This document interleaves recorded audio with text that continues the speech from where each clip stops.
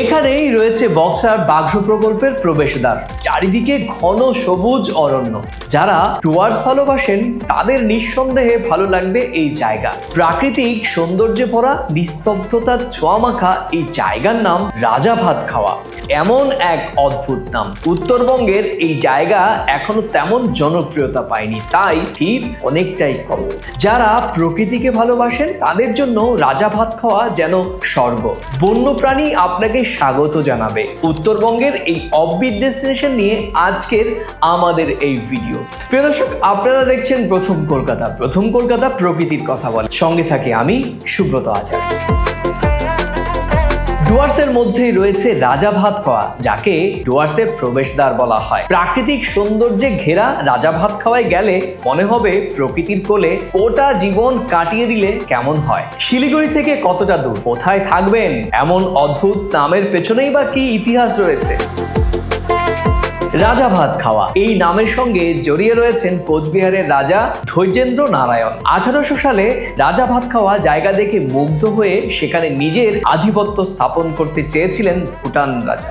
আর সে কারণেই রেগে আগুন কোচবিহারের রাজা ধৈর্যেন্দ্র নারায়ণ। তড়িঘড়ি ভুটানের বিরুদ্ধে তিনি যুদ্ধের ডাক দেন। পণ করেন ভুটান রাজাকে এলাকাচ্যুত না করা পর্যন্ত তিনি অন্য গ্রহণ করবেন না। পরে শর্ত অনুযায়ী দুই রাজা নিজেদের বিবাদ মিটিয়েও নেন, অন্য গ্রহণ করেন একসঙ্গে। আর তারপর থেকেই এই জায়গার নাম রাজা ভাত খাওয়া।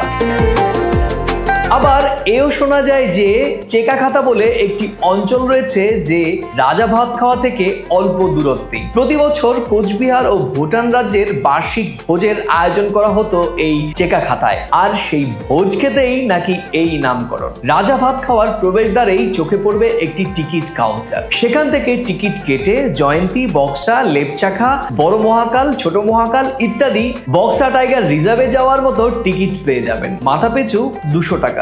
গাড়ি এবং গাইড সঙ্গে রাখলে তার চার্জ আলাদাই দিতে হবে। মূল গেট থেকে প্রবেশ করে 200 মিটার দূরে দেখতে পাবেন আরো একটি গেট। এই গেট দিয়ে ভেতরে প্রবেশ করলেই পেয়ে যাবেন রাজা ভাত খাওয়া মিউজিয়াম। আর এই মিউজিয়ামে বন্যপ্রাণীদের প্রতিকৃতি রয়েছে। বাটারফ্লাই পার্কে হরেক রঙের প্রজাপতি, এখনো পর্যন্ত 400 প্রজাতির প্রজাপতির দেখা মিলেছে। আর এই মিউজিয়াম থেকে একটু এগিয়ে যেতেই পড়বে নার্সারি। এই পথ ধরেই সোজা হেঁটে যান, এগুলোই পেয়ে যাবেন বক্সা টাইগার রিজার্ভের গেট। জঙ্গলের ভেতরে ট্রেনের আদলে তৈরি করা এক অভিনব রেস্তোরাঁও রয়েছে সেখানে। দুপুরে খাওয়া দাওয়াটা সেখানেই সেরে নিন। আর এই পথেই পড়বে ডিমা ব্রিজ, যে ব্রিজ থেকে নিচের দিকে তাকালে দেখতে পাবেন ডিমা নদী এঁকে বেঁকে বয়ে গিয়েছে। এক পাশে জয়ন্তী পাহাড় তো অন্য পাশে সবুজে ঘেরা চা বাগান, আর আরেক প্রান্তে গভীর অরণ্য। এই গভীর অরণ্যের মাঝখানে বুক চিরে চলে গিয়েছে ট্রেন, যা ডিমা ব্রিজ থেকে দেখতে কিছুটা পথ আপনাকে ট্রেকিংও করে যেতে হতে পারে। এক পাশে জয়ন্তী নদী বয়ে চলেছে, তো অন্য পাশে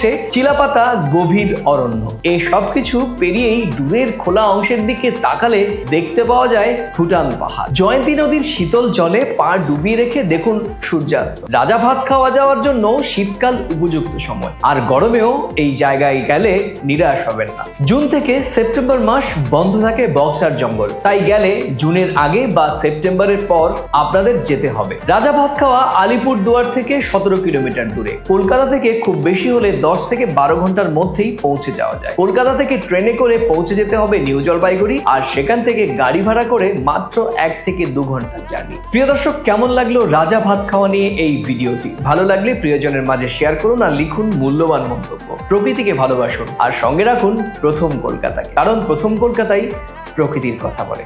নমস্কার।